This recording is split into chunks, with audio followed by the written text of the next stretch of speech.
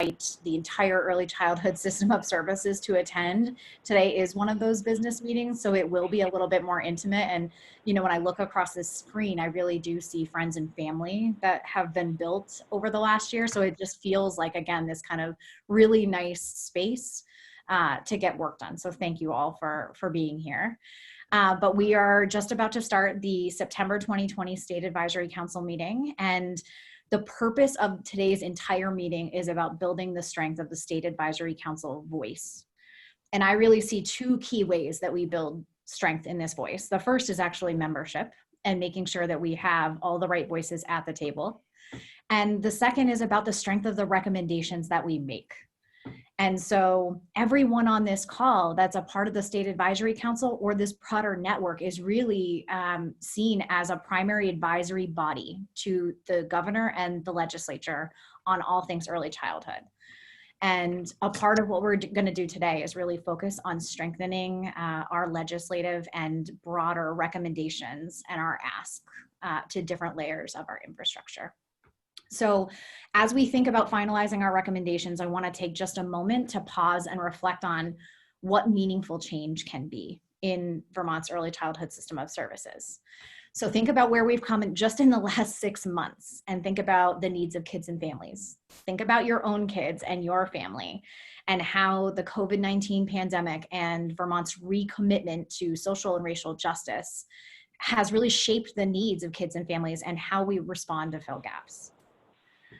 This afternoon, we as the leaders in the state of Vermont really need to reaffirm our commitment again to early childhood, break down silos, and think about how we are going to improve the well-being of kids and families in the state through these recommendations. So what does it actually mean to make meaningful change for kids and families, and how do our recommendations work to create that change, and at what layer or level of our infrastructure?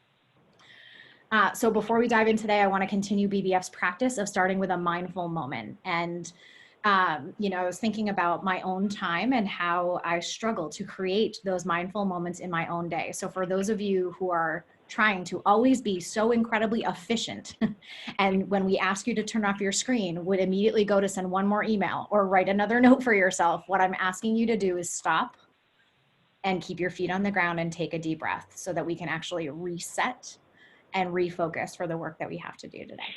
So let's transition to Amanda Biggs, who's going to lead us through our mindful moment today. Hey, everybody. So we are going to start with a gratitude practice today. As you wish, turn off your video or leave it on. Feet both planted on the ground, find a comfortable seated position in which you could be still and quiet in your body. And when you're ready, go ahead and close your eyes and soften your focus.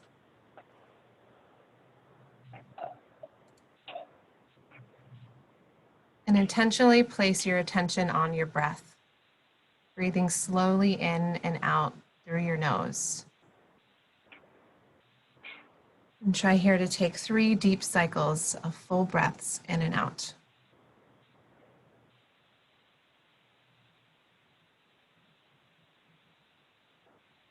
And let yourself be fully present with each breath. And now as you notice your breath, as you look upon your breath with wonder and awe, notice also a warm sensation of gratitude arising in your heart. Imagine that gratitude as warmth or light and invite it to grow and expand with each breath.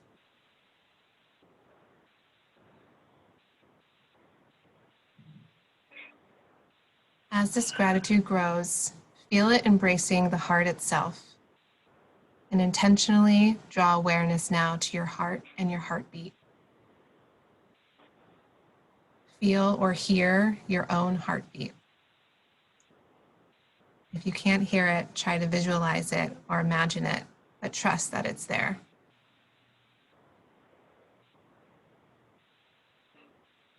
Now imagine and feel the warm sensation of gratitude within your heart, expanding throughout your whole body.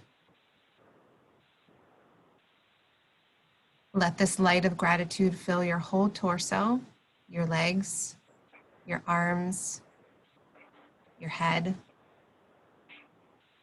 all the way out to your fingers and toes. Let yourself feel full and complete, full of gratitude, full of awe. There's nothing else you need right now except to remain open and aware and grateful. One more deep breath in and out. And I invite you to return back to the meeting.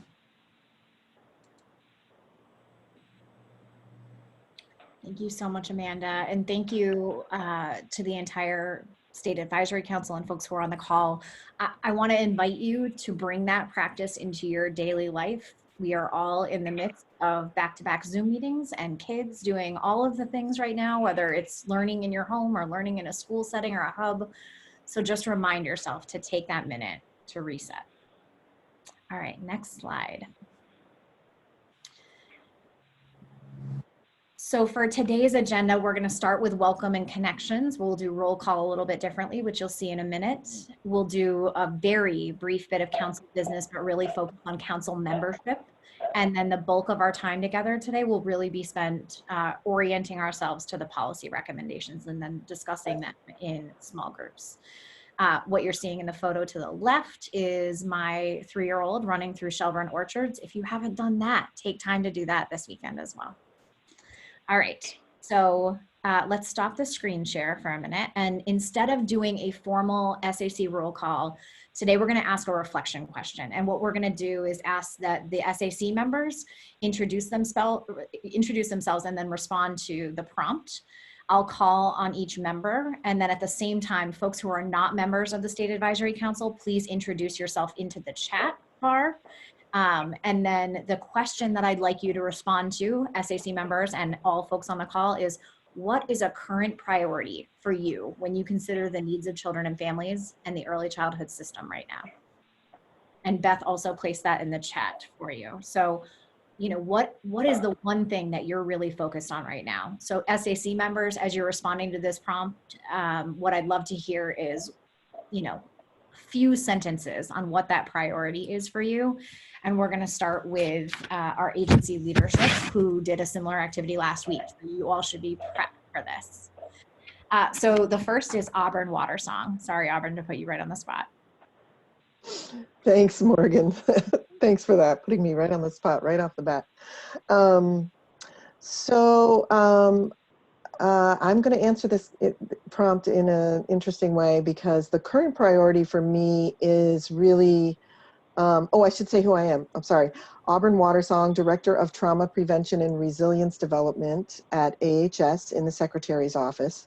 That will help explain what my answer is going to be, which is really my current priority in my work is really looking at resilience development across all the systems of care. And what that looks like is not just one priority, but probably sort of a bevy of priorities, if you will.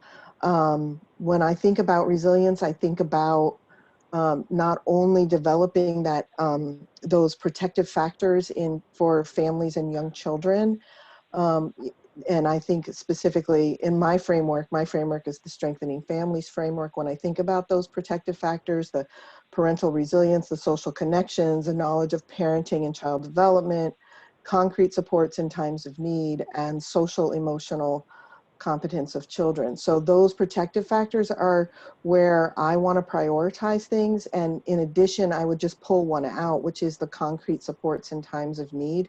And I would say that that particular protective factor is really speaking loudly to me now across all systems with regard to the context within which these young children live and how well our communities are doing and what the needs are right now. We have to make sure that children and young families with young children have access to all the things that they need to develop their resilience. And so that's sort of kind of just a broad answer with like a lot of little pieces to it, but that's sort of where my focus is right now.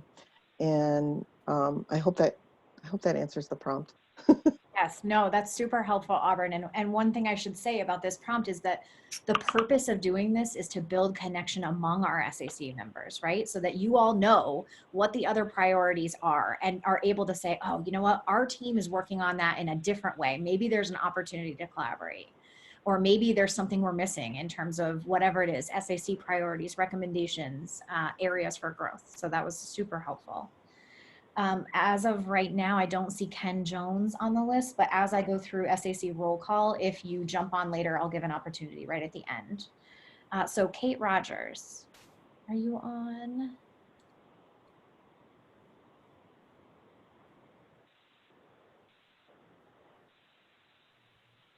Okay, I'm not seeing Kate. Stephen Berbecco from CDD. Stephen, are you on? Hi, Morgan. Hi, everyone. It's good to see everyone again. So Stephen Berbecco from the Child Development Division. And I guess I would say that I have kind of two large-scale focuses right now. One is together with all of you, working to create stability, promote stability in early childhood services and care during this very challenging time. And at the same time, looking for opportunities for innovation, for positive change, because of the place that we are right now.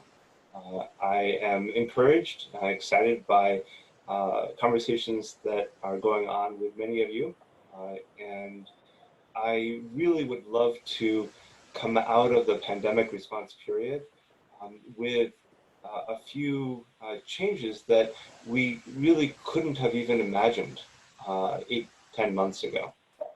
Looking forward to more of those conversations with you. Thanks, Morgan.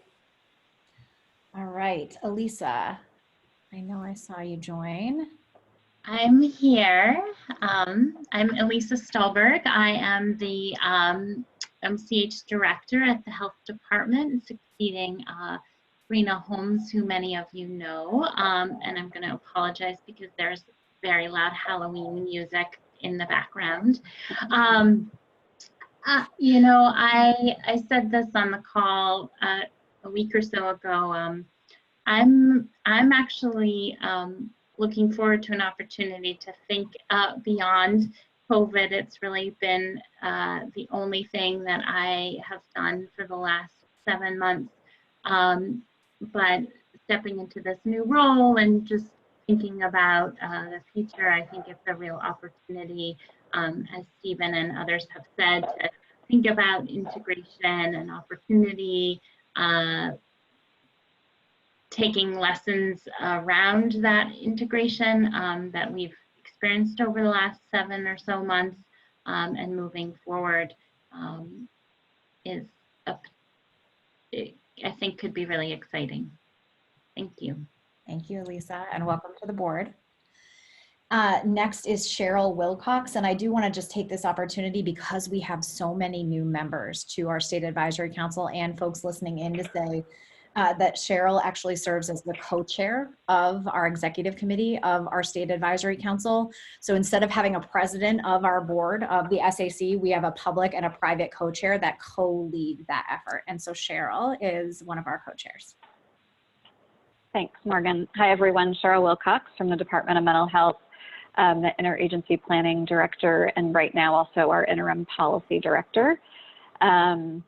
I definitely feel like a main focus for me is on looking at inequities in health and mental health due to race. So at the Department of Mental Health, we've really been doing a lot of learning and thinking and talking about racial injustice and how we can educate ourselves better and pay attention to what's going on in the world, and then what we can do to contribute in a positive way. So we have an anti-racism work group and have been doing a lot of discussion that has been really meaningful with all of our staff. And so I can think of a lot of things we're focused on, but in bringing forth one that both personally and professionally is really a main focus for me right now. That's what I would share. Thank you, Cheryl.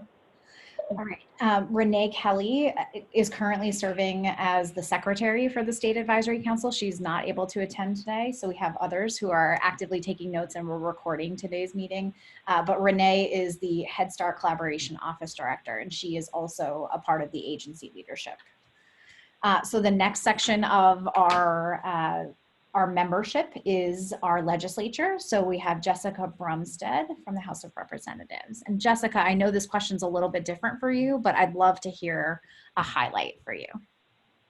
I think for me, so I represent Shelburne and St. George, and I'm on the House Human Services Committee. And so there are two things at the top of my summer to-do list are what of course for me is very short or already in fall, but is workforce stabilization for our childcare workers. And how can we be sure that there is some dollars, some CRF dollars that could possibly go to that effort that sort of didn't happen as big as some of us had hoped in Montpelier, but is in there, is in the budget. And I'm really hoping that we can scoop up some of the dollars not being used as we get closer to the end of the year and use them in that area, because I know how much our child care centers are struggling to keep their employees and keep them safe as well. And then sort of a connection to that is these hubs and being able to really look at what could they look like over time? What could a strong after school program for Vermont look like? And now that we have these hubs, how can we study them and really consider what that might look like? So those are two things. Thank you, Jessica. And thank you for all of your work as a champion in the legislature for early childhood and for passing the budget and for getting a break, whatever that may look like for you all right now. All right, so now we'll move to our 12 at-large members, and the first is Chloe Leary, and I know I mentioned co-chairing, and Chloe serves as our private co-chair, working very closely with Cheryl and myself. Hi everybody, Chloe here at the Winston Prouty Center in Brattleboro. And I don't really have a formed thought, but what came to mind is I'm really worried about where the kids are right now. So our hubs aren't full. One didn't even open because there wasn't enough demand. Our program isn't full on our early learning center. So I'm hoping that, and I think we're going to pay for this for a long time to come. So just being proactive and creative about how, as we emerge, we keep supporting families and kids as best we can and make more robust systems. We have a real opportunity here, I think, to make the change we already knew we needed to make. So maybe we'll be motivated. But that's what's on my mind. Thank you, Chloe. All right, so next on my list is Kim Kaiser, and Kim is from the Turrell Fund, and she also serves as the State Advisory Council's treasurer. I'm not sure if she's on the call right now, so I'm just going to pause for a moment. Kim, are you on the line?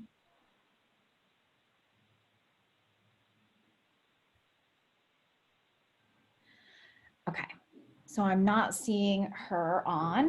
The next on my list is Allie Richards from Let's Grow Kids, and I know Allie isn't able to attend, but I believe Janet's on. So Janet, do you want to give a quick update? Sure. Hi everybody, Janet McLaughlin with Let's Grow Kids, and I had put mine in the chat, but it's really the same as Chloe's.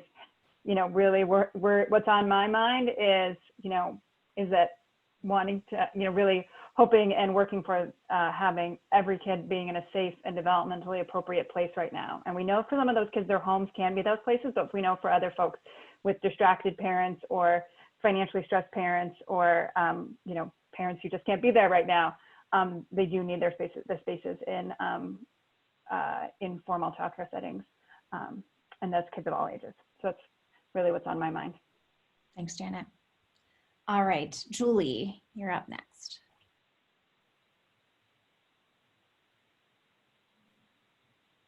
Hi, everybody. Our big priority at the Stern Center, as I think you all know, is literacy and learning in general. And with COVID, it's really about the COVID gap exacerbating the achievement and the opportunity gap that is already so prevalent in Vermont and in our nation. And what someone just said about this being with us for years to come is just entirely true.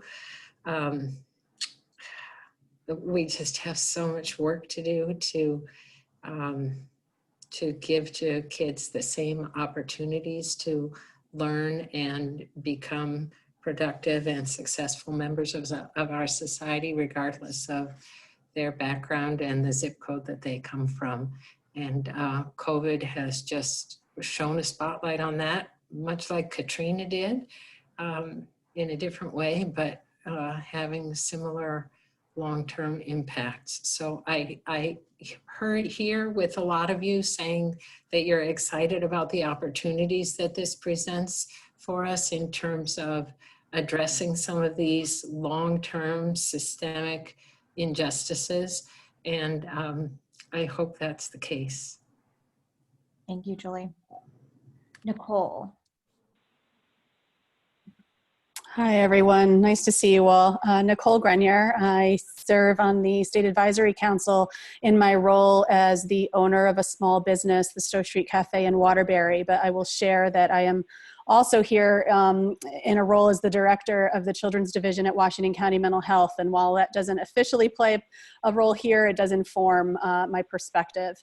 So with those two hats, and then also, of course, with my own hat as a parent, I would say that very top of mind for me right now is honoring the unique needs of families during this time, because they are clearly very different, and people are in different places in terms of what they need.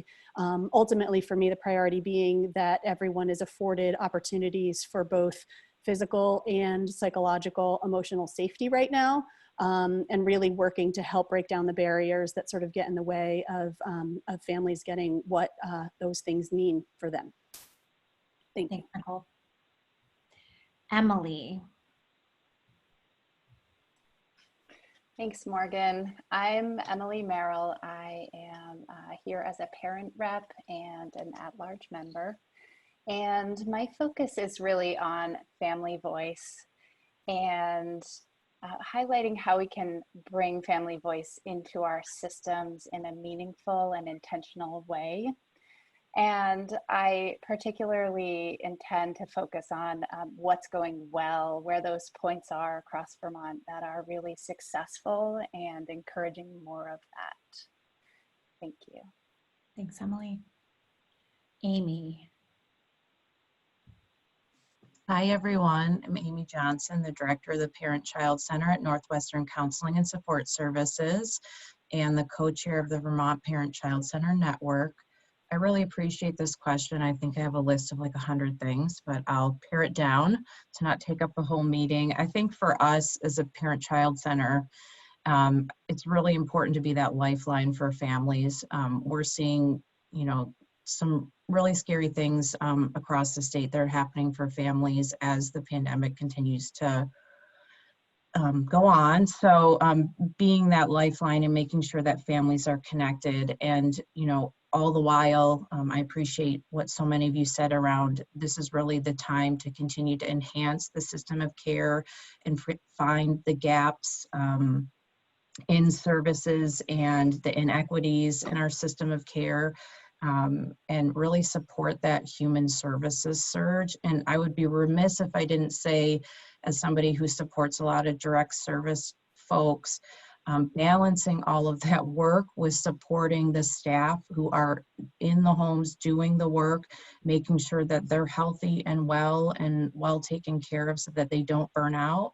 I would say that this is probably our highest turnover rate in the past 15 years at our agency.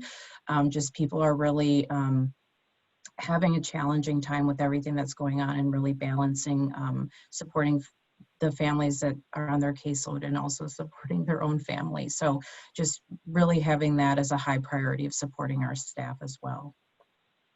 Thanks, Amy. Christy. Hi, I'm Christy Swenson. I represent Head Start on the council, as I'm the director of Capstone Head Start, which serves more Lamoille, Washington, and Orange counties. And I guess a priority for me right now has been trying to figure out how to make sure that we're meeting all the needs of families during this time, as family need is increasing, and at the same time, childcare services are often in transition, are not at full capacity, and then providing human services has some added barriers that we haven't had in the past. So trying to make that all come together, I guess. Thank you, Christy. And Flor.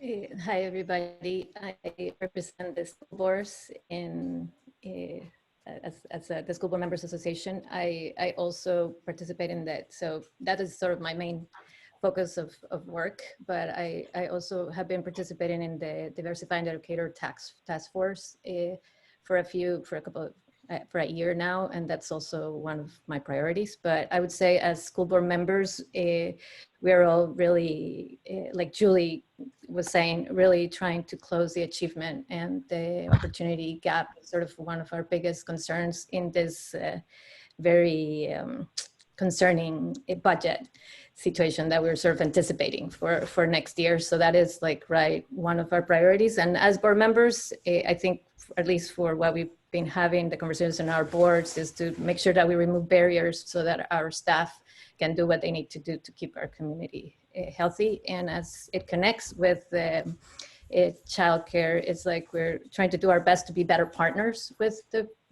private, and how we all do this work together to make sure that we take care of our communities as a whole. And then really on the top of my mind to me is like, Vermont has a lot of work to do right now in diversifying the educator workforce, and that we all have a role to play in leadership on that. And we're trying to put a seminar together as the hiring season starts. That is a big priority for having a stronger and more diverse communities in our state. Awesome, thank you, Flora. I do just want to take one moment to say if any of our other SAC members have joined. Ken, Kate, I believe that was it. If anyone else has joined and wants to do a quick introduction. Okay, so one of the things that I just heard from this group is that we're in the middle of a really challenging year for a range of different reasons, and that this group knows exactly what the challenges, gaps, barriers, and strengths of the early childhood system of service is. And so what I would like to do as the leader of the State Advisory Council is empower you all as individuals, but more as a collective group, to use the State Advisory Council to address these gaps, to bring it to this meeting, to be able to use this group to make meaningful change. Part of that happens in our recommendations, but part of that lies in how we integrate, how we collaborate, and how we move the work forward together. So thank you for sharing all of these different priorities and things that you're addressing. I think it's really important that folks have an understanding of what our cross-sector partners are working on. So now I want to transition to Chloe to talk a little bit about council business before we move forward. Thanks, Morgan. I think our biggest business item is approving our minutes. So, or that's what I have on my list. Do we have a quorum? Yes, okay. So hopefully everybody has gotten a copy of July minutes. And I will just ask for a motion to approve those minutes. I'm happy to make a motion. This is Cheryl. Thank you, Cheryl. Can we have a second motion to approve the minutes? I'll second. Thank you, Flor. All in favor of approving the minutes? Aye. Aye. Hey, raise my hand. I don't know. Yeah. I'm going to assume an aye. And here's the important question. Anybody opposed? That's what we should really know. Nobody opposed? And any abstentions?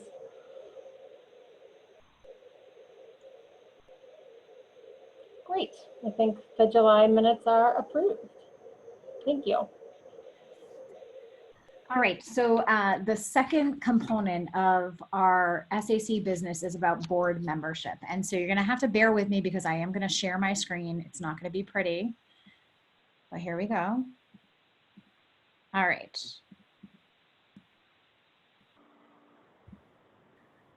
So one of the really important components that I wanna remind our entire team is that our board is designated under Act 104. So we don't get to randomly decide who we bring to our tables. Act 104 in the state of Vermont tells us what our membership should look like. And so we are allowed to have no more than 23 members.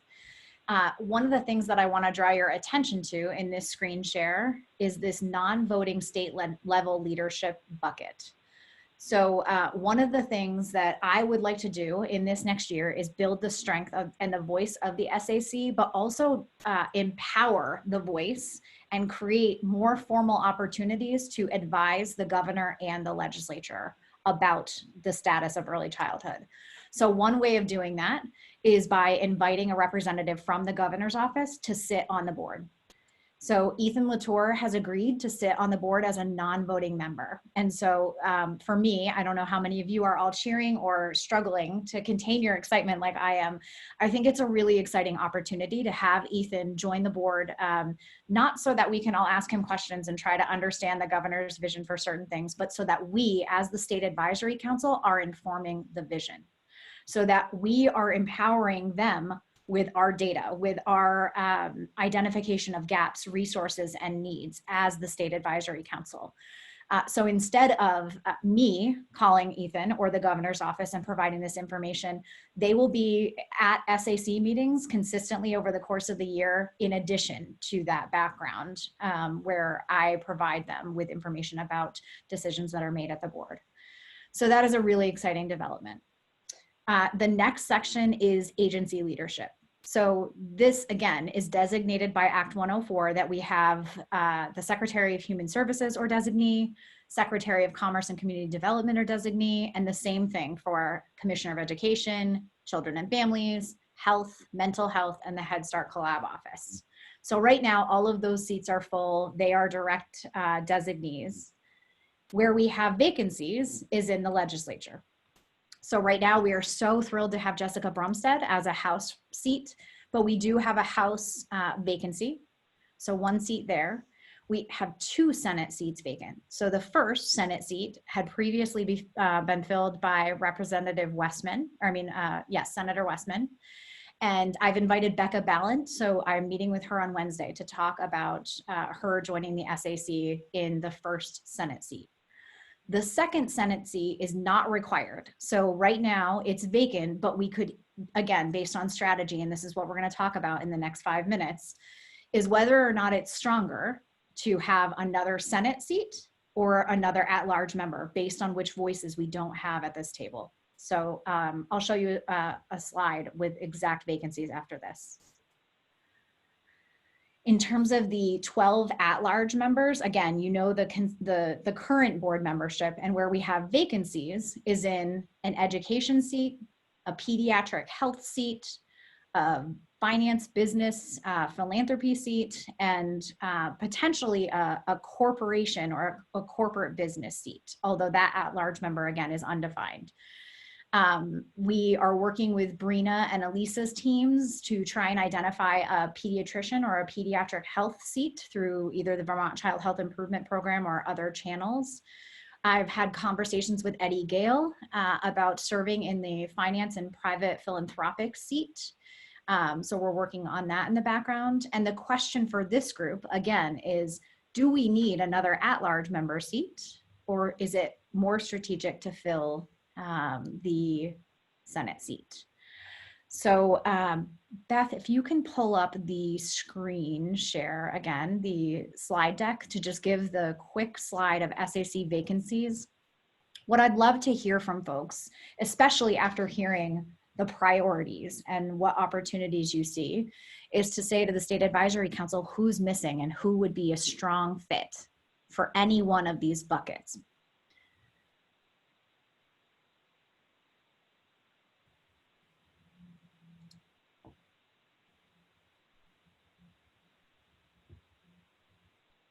And because we're sharing the slide deck, I cannot see you if you're raising hands, so feel free to jump on.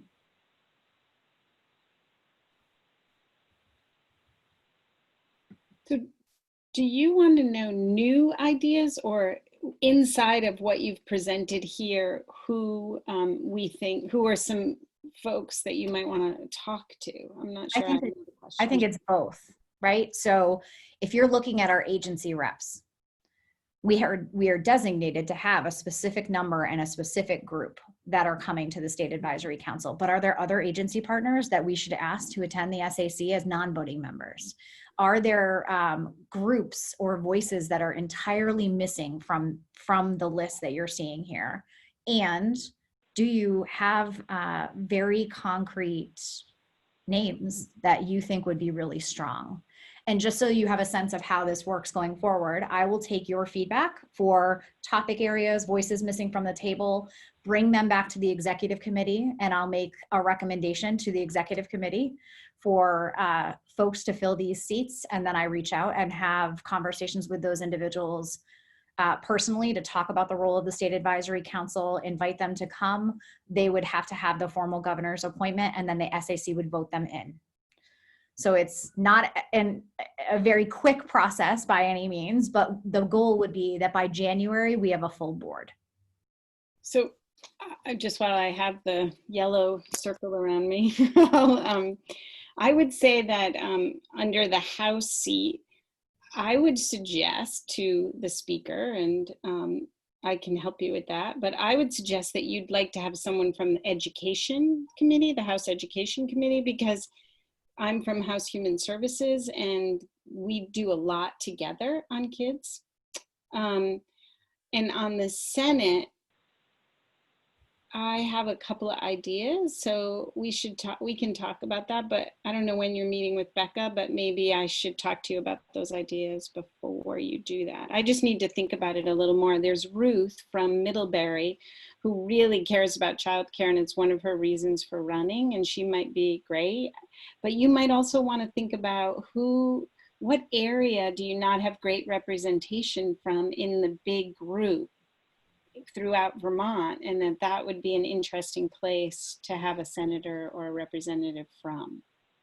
And then on the three, what else do we need? I guess that, one of the people to talk to might be Lewis First, Dr. First, who's First with Kids, and he might have a great idea. I mean, he is in touch constantly with on all kinds of children of pediatric issues, and he is the the head of the healthcare service for pediatrics for the state, and he goes all over the state. He makes it his thing that every year he tries to be in every single county, meeting with pediatricians and nurses and so forth. So that would be, and then the other thing is, what about the schools? Do we have a teacher, maybe a preschool, or I don't know, someone who's really excited to talk about the classroom. We know the classroom is really changing in this world. So I don't know. That's just immediate thoughts. Thanks. That's great. That's helpful, Jessica. Thank you. And if we could have Lewis First on the board, we would, 100%. Other thoughts, and we don't have to take the entire meeting for this today, but really wanting to engage the board and say, if you don't want to provide feedback in the public forum, that's completely fine. Please email me directly, and I want to make sure that your voice is heard as we're thinking about making board membership decisions. So this is Julie. I want to echo a little bit of what Jessica said. Well, in general, I think we do need more representation from the education point of view, just kind of writ large. So when I think about House and Senate representation, to echo what Jessica said, if we could get someone from both the House and the Senate who serve on their respective education committees. I think that that's powerful. They can work together across the aisle to help move our agenda forward, and they, like Jessica is, can be a powerful force within the State Advisory Council as we are figuring out our policy positions. And then for the at-large seats, you know, we used to have David Young, superintendent, as one of the chairs of the State Advisory Council. So I do think if we can find a superintendent, a teacher, anyone else from the education realm, I think that would really strengthen our work too. I love that we have Flor from the school board and Kate Rogers, although, you know, Kate, she has so much on her plate, it's hard for her to be a consistent voice for education at the table. So I just feel like we need more in that realm. Thank you, Julie, super helpful. And if I can channel Kate for a second, she mentioned prior to today's meeting that it may be really helpful to have a pre-K coordinator or someone in that type of a role, especially as we're thinking about pre-K in the next year. Great idea, yes. All right, any final thoughts about SAC board membership? I am tracking what folks are saying in the chat and we'll be capturing all of your feedback. Again, if there are other things that you're thinking about, please send those to me because my goal is to have a full board going into legislative session come January 1. I just want to second what everybody said. I sent you some input a little while ago about sort of similar to that of maybe adding a principal or even somebody from a private school from Waldorf or Montessori that it's to keep that circle of partnership that think that way. And I give you a couple of names. So I agree with that. Perfect. Thank you, Flora. Okay, if everyone's okay, then I think it's time for us to move into policy recommendations, which is the bulk of today's meeting. So we're gonna go to the next slide, and I would like everybody to again model that mindful moment and take a deep breath because the next couple of minutes involves me talking at you quite a bit to present this year's policy recommendations. To start, we're gonna have a discussion about the timing and the process. So annually, for those of you who are new to the board, the State Advisory Council identifies 2 priority areas. And the last 2 years, we've focused on early childhood and family mental health and workforce as this very critical step in building high quality, accessible early childhood services. A lot of our work in that arena has very much so focused on childcare. In addition to those 2 SAC priorities, we have early childhood partners at a range of levels in our infrastructure, regional councils and early childhood action plan committees who are consistently elevating gaps, barriers, and challenges, and then bringing them to the board to make policy recommendations. So generally, you see 2 key policy areas from the SAC each year. Because we've seen such drastic need during COVID and through Vermont's recommitment to racial and social justice, we've allowed 5 policy areas for this year. So where are we to date? At our July meeting, the State Advisory Council came together with ECAB committees as well as some regional partners to develop and formulate a policy ask within each of these 5 key areas. Once we came away from that meeting, the leadership of the early childhood action plan committees took all of that information and created very concrete policy asks or recommendations, and that's what we've just shared with you. And so today, the purpose is to review those and try and talk a little bit about feasibility and strength. So for the time that we're gonna take in the next, I'm gonna say 45 minutes, the purpose is that you all become very familiar with each of these different policy areas, the need, the challenges, and what the ask is, that we can all recognize the amount of work that's happened within regions and committees to build these recommendations. And the ask of the State Advisory Council is to give feedback on how compelling this ask is. How strong is the strategy? And I'd like you to gauge that based on how feasible it is and how actionable it is in the next year to actually create change in each of these policy areas. And so we absolutely welcome your input on how to strengthen these policy asks, both within the meeting and after, without creating change in them altogether. So we don't want to overhaul this bucket of recommendations. We're just looking to tighten and strengthen them to make sure that we can make actionable change this next year. So what you can expect in the next couple of minutes from me is that I'll provide a high-level overview of each recommendation, and then we're going to break into small groups, and that's where you'll be able to examine and kind of tease apart the intricacies of each of those recommendations. And at the end of that, we'll come back together to really figure out what's most compelling right now and how to strengthen those recs. All right, next slide. So for those of you who may be new to the process and new to the SAC, Building Bright Futures and the State Advisory Council have been working so hard on updating Vermont's Early Childhood Action Plan. And as a part of that, creating visuals. So I am thrilled and hoping to inspire this same excitement in you all for this new visual for Vermont's Early Childhood Action Plan and levels of change. This is just a placeholder. Our graphic design folks and partners are working on a more formal one, but this is where we are right now.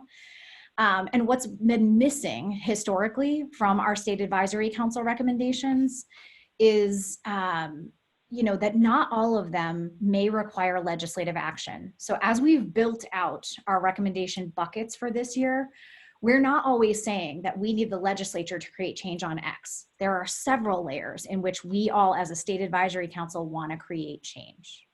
So for this year, as we've updated this Early Childhood Action Plan, we've tried to draw very clear alignment between the goals of the action plan and the levels of the recommendations that we are all making. So what you're seeing in this visual that, again, I am so proud of my team and the work that's been done on the ECAP this year.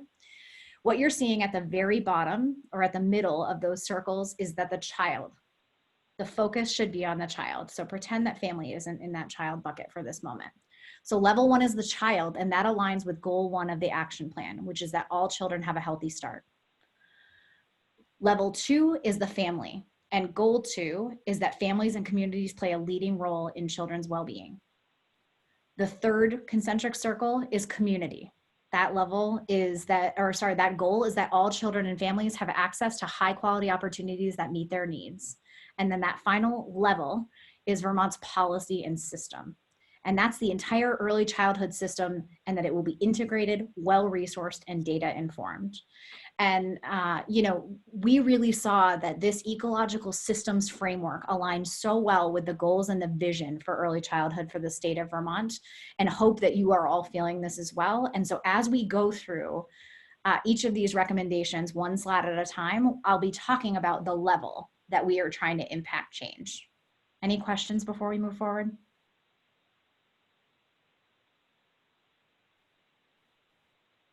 Okay, next slide, please. All right, so the first bucket is recognizing Vermont's early care and education system and workforce as essential. The first recommendation is to fund education costs and compensation for the early childhood education workforce, including scholarships, loan repayment, and wage supplementation. And so, what we've seen is that our early childhood education workforce has risen to the challenge of COVID-19 and stepped in to support essential workers and, reopening of all childcare in June. This sector has responded so well to meet the needs of kids and families, both safely as well as the critical role that they're playing in the health and the infrastructure of our entire economy. And what we know is that a well-prepared, well-compensated early childhood workforce is essential to the health and economic prosperity of our state. And so where we see concrete ways to meet recommendation 1 is establishing a loan repayment program for early educators, establishing a wage supplement program to progress towards equitable or adequate compensation for educators, and prioritizing workforce development and hazard pay for this sector. And so where we see that change is at level 4. So that is a policy ask. That is, we are asking the governor and the legislature to prioritize and fund this work. Recommendation 2 is continue investment in redesigning the state's Child Care Financial Assistance Program, CCFAP. And here, again, this is really aligning with year 3 of the state's 5-year plan in thinking about increasing CCFAP pay rates, fully supporting needed investments in tech, and thinking about the structure needed to provide an accessible platform for children, educators, and administrators. So I want to pause for a second and ask Janet, as we're thinking about this priority area and as the co-lead of the committee that helps support this recommendation, is there anything that you'd want to add in why this is so critical right now? I think the key thing is, I think something that almost everybody on this call already knows, right? Which is just that the early care and education system has been, systematically underfunded for, decades, forever. And so the system, early care and education system was already sort of in a fragile state to begin. And so all of the investment that's been made through COVID-19 is, I think, has been very well used. And I think that, and without it, I think people can see that, the infrastructure we did have would have crumbled away. And so I'm hopeful that we can build on this momentum and sort of the knowledge that we have that these investments do truly make a difference in terms of capacity and the ability to serve kids safely and make sure that they do have those, safe and developmentally appropriate and, ultimately, enriching places to be. Thanks, Janet. All right, next slide. And I do realize that we're behind time, so I'm going to do less narrative and allow you more time within groups. So the second area is COVID impacts on family economic stability and mental health. Recommendation 1 is to mitigate the health and economic effects of the pandemic on families. A very concrete ask to extend economic support beyond expiration of CARES Act funding, and extend eligibility and flexibility for programs so parents can engage in other activities that help them invest in their future as an integral piece to health and well-being. Recommendation 2 is to sustain and strengthen the integration of mental health services for children and families through flexible funding for integrated mental health across sectors and settings. So both of these recommendations, as with the first, are all level 4. We are asking for the governor to prioritize this and for the legislature to prioritize these two. Cheryl, anything that you would add for the why now? No, I think that was great, Morgan. Great. All right, next slide. So this is a new area for the State Advisory Council brought on by COVID, as well as the recommitment of the state of Vermont to address systemic racism. So this is chronic inequities and racism as a public health crisis. Recommendation 1 is to partner with Vermont's Racial and Equity Task Force to identify and build structures of support for racially diverse populations and address health disparities and systemic impacts of racism.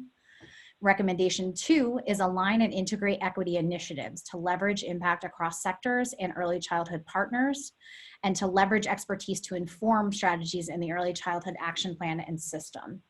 Recommendation 1, we see change at 2 different levels. So 1 is absolutely that the governor and the legislature commit to aligning efforts and really partnering with this racial equity task force as the leaders, as the statewide leaders who are focused on equity.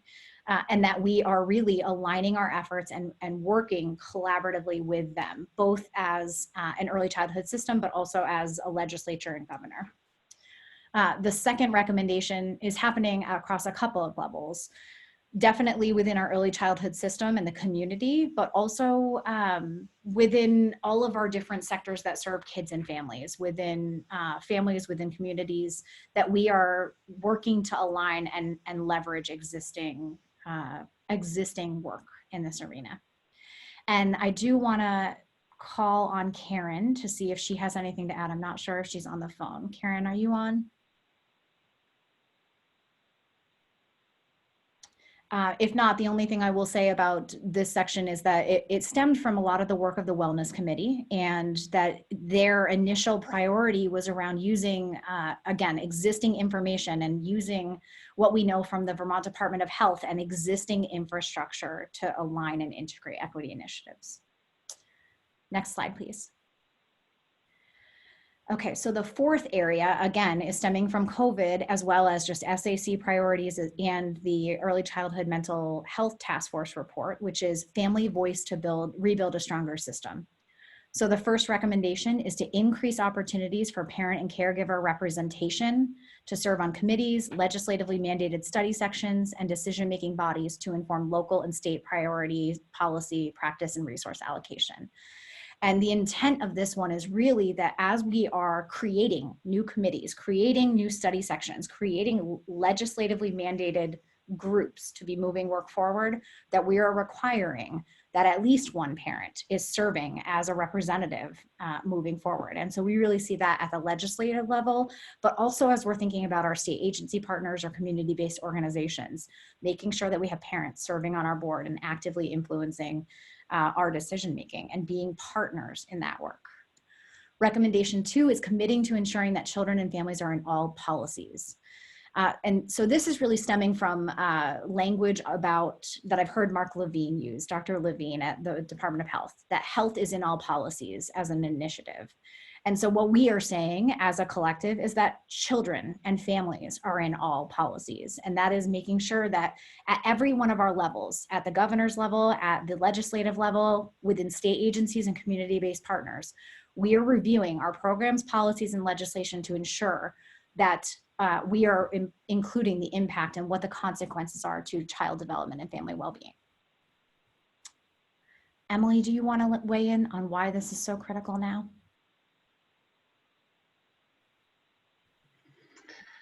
Thanks, Morgan.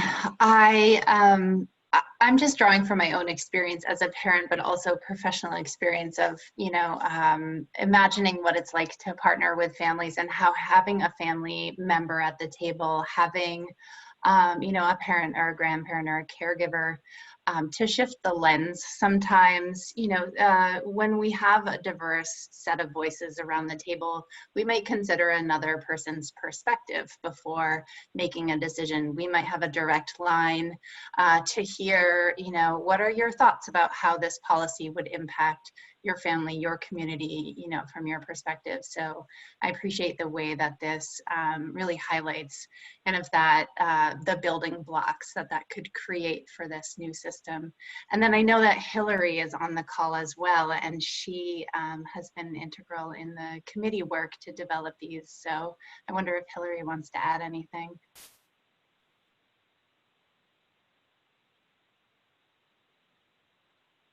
I surprised her with that, sorry. That's okay. Hillary, if you can hear us, please jump in.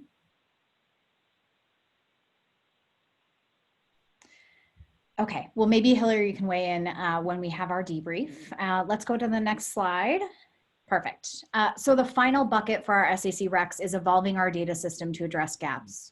So there are 4 recommendations in this bucket, which is a lot. The first is to restart and support the Early Childhood Data Governance Council and utilize the BBF Data and Evaluation Committee to identify and elevate data gaps and priorities. The second is to promote data literacy and using data to inform policy across all sectors by educating Vermonters about the importance of high-quality data collection, reporting, and integration. The third is fully funding existing early childhood data initiatives to fidelity. And there are a couple listed here. The Bright Futures Information System, Children's Integrated Services, for example, the State Longitudinal Data System. And the fourth recommendation is creating an early childhood budget that identifies all financial sources dedicated towards children and families from prenatal to age 8 to support monitoring, aligning, and leveraging financial resources. For those of you who can see the screen, the first recommendation is really at level 3. That's where we need our public and private partners on this call, but also, senior leadership at the agency level to really use this Early Childhood Data Governance Council to support the financial infrastructure and dedicate staff time to focusing on prioritizing data. The first 3 are really about supporting a culture of data in Vermont and the importance of data. Recommendation 2 is really at a couple of different levels. It's all of us within families, within communities, and the legislature understanding data literacy. How do you use data? How do we collect high quality data, and how do we make sure we're using it to make decisions? Recommendation 3, again, this fully funding early childhood data initiatives, that's at the policy level. There needs to be a formal legislative ask for financial dollars to really be monitoring this work to fidelity. And then the 4th is really levels 3 and 4. So collectively as a state advisory council, developing this early childhood budget and supporting agency partners, as well as the governor and the legislature, in understanding where there are gaps, where we're struggling, and where we need to invest funding. And that is actually a concrete role that the Building Bright Futures State Advisory Council is mandated to play under Act 104. Dora, do you want to jump in and provide a little bit more context about the why this is important right now? I wasn't expecting to be called on, but I'm so, I love data. You know, I think that we have seen how important it is, how important data is, how important accurate data is when we look at some of the things that have been, when we look at data systems like, you know, one example that isn't necessarily around children and families, but is around unemployment, you know, that the unemployment applications were backlogged because we don't have the data infrastructure to be able to process and move these things through, because we really have antiquated systems. I think that's one thing. And then I also think about the power of data when we think about what reporting has come out of the Department of Health around reporting COVID data with regard to race and ethnicity. You know, that was not how we started the reporting, and there was some real agility at the Department of Health to be able to prioritize that. But that it really, it's not going to happen without the prioritization of these data systems and the infrastructure. Thank you. All right, so this is where we are in terms of our 5 buckets of SAC recommendations, and I'm going to turn it over to Beth for the next step in today's session. Great, thanks, Morgan.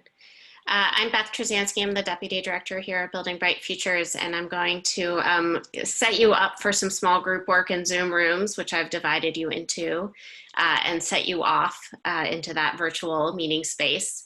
So what Morgan's done is presented the 5 different buckets of work that have been really collective effort from our ECAP committees and with input from partners and regional councils.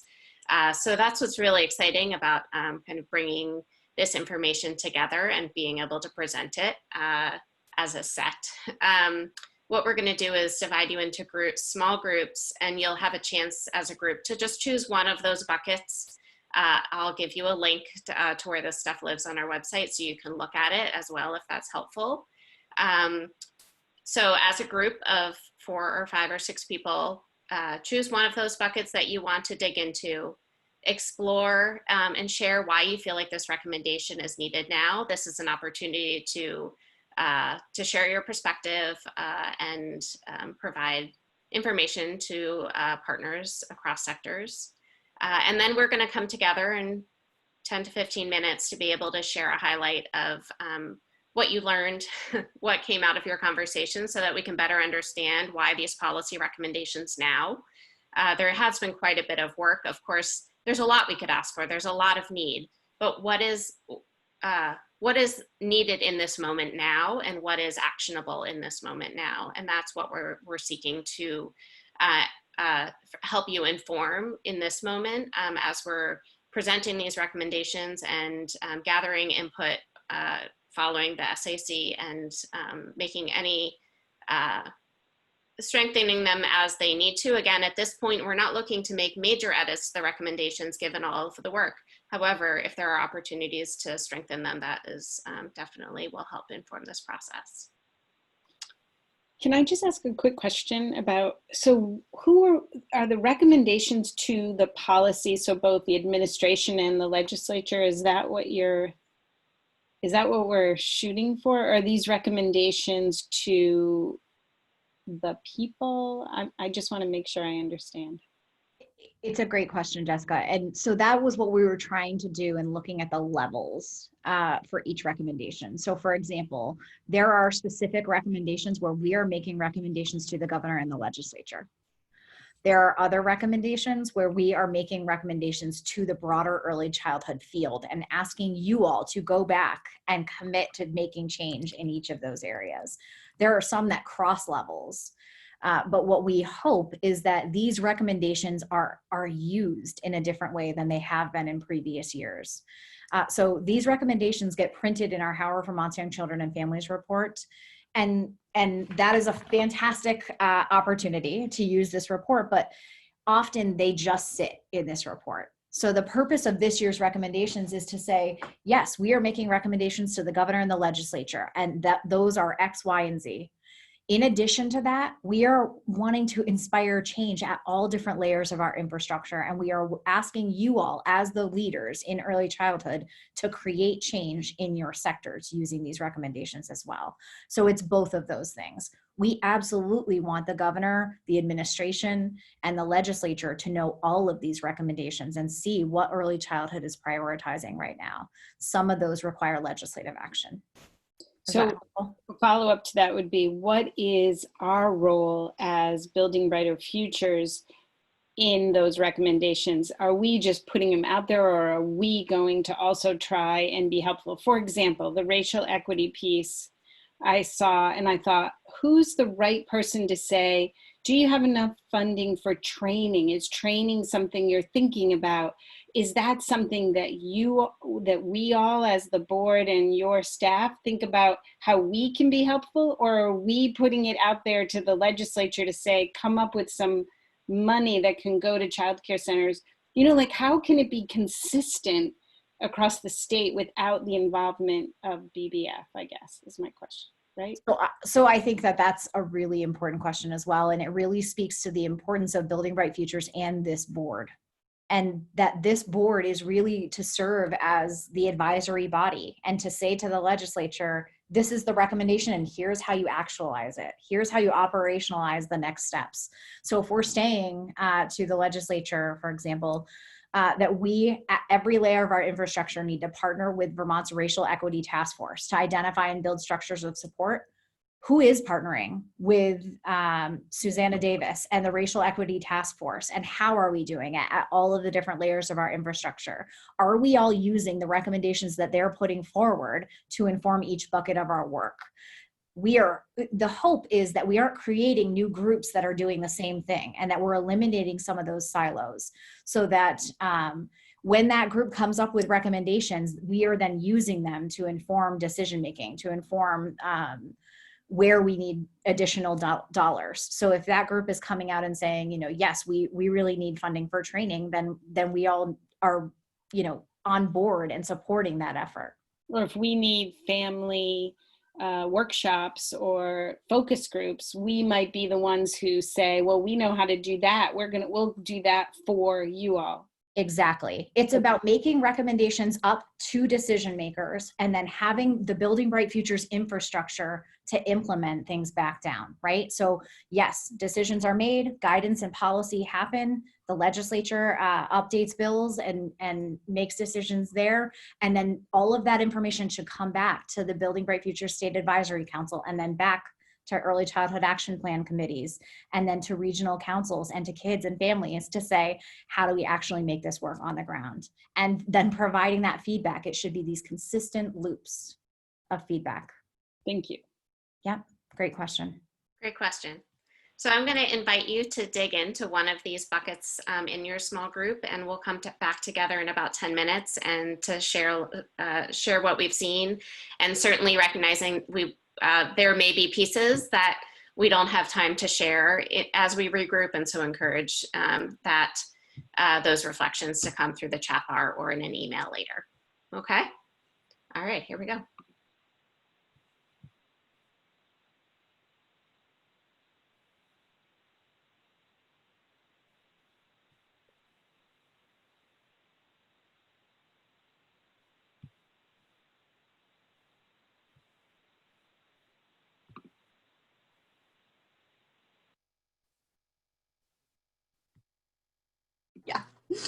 Great. I'm so glad that folks are coming back together.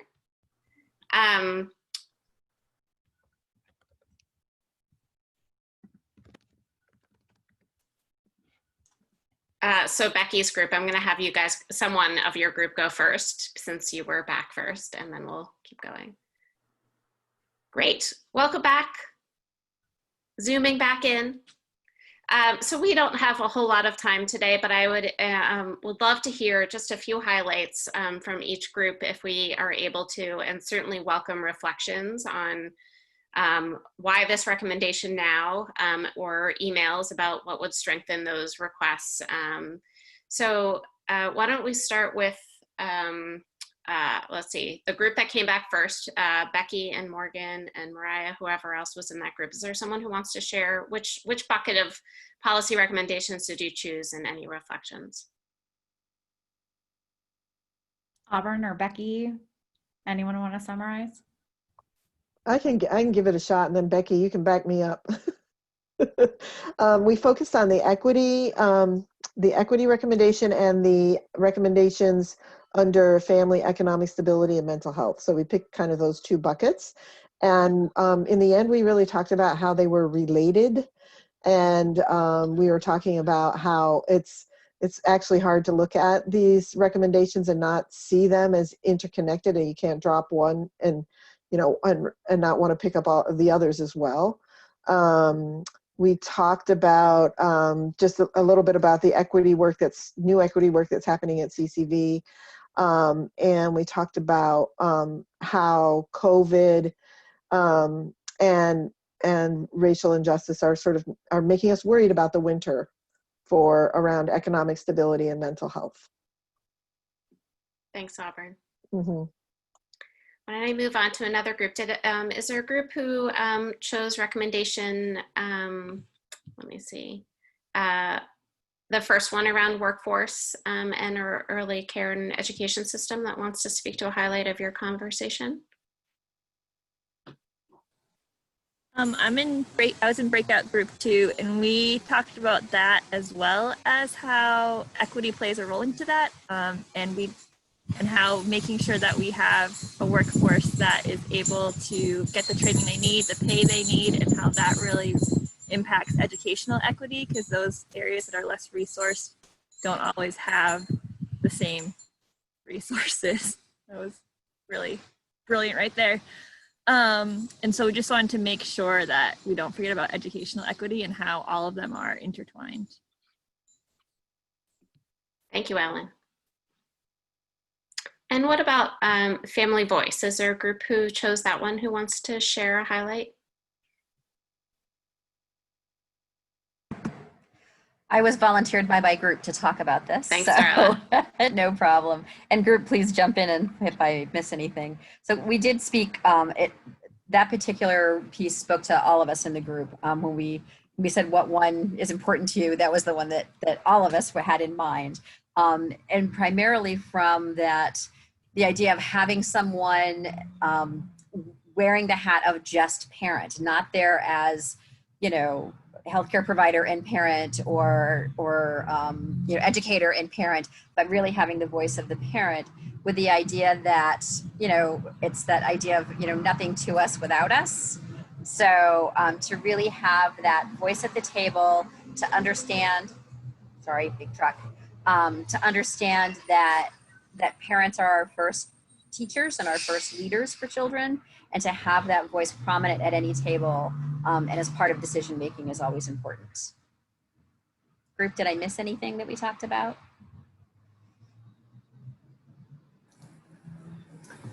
We also talked about family voice and how it's required. Otherwise, it's just shooting in the dark.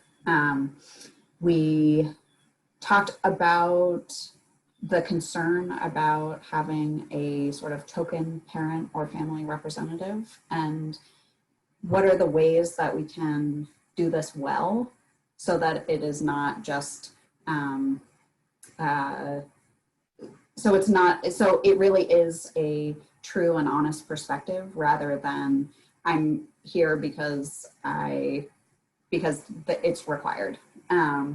and that making sure that it is a wide variety of parents and families who are sitting in these seats, because either sitting in these seats or Lauren actually suggested that rather than having it be that there be a sort of committee member or agency member who is attending sort of more of a family meeting rather than the other way.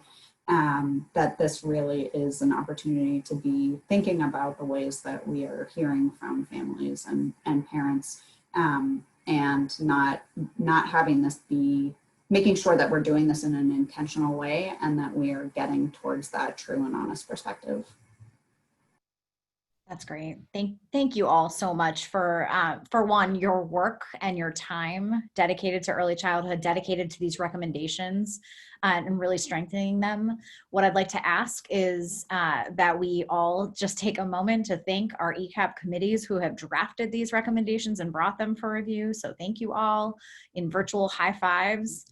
And would like to ask that all of you who did not have a chance to say or provide feedback on these recs are providing those either by setting up a meeting with myself or Beth or by email, so we can make sure that we are really tightening these for presentation at the October SAC. And we will call a vote for that meeting.